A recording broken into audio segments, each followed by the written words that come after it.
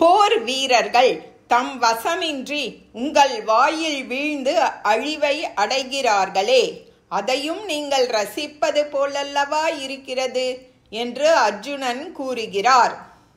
லேலிஹ்யசே கிரசமான சமந்தாத் லோகான் சமக்ரான் வதனைர்ஜ்வலத்பிஹி தேஜோபிராபூர்ய ஜகத் சமக்ரம் பாசஸ்தவோக்ராஃப் பிரதபந்தி விஷ்ணு.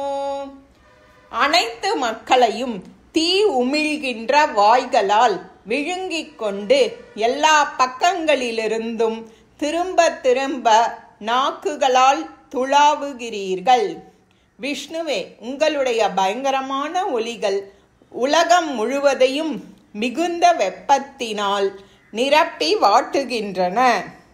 ஓம் தத்சத்.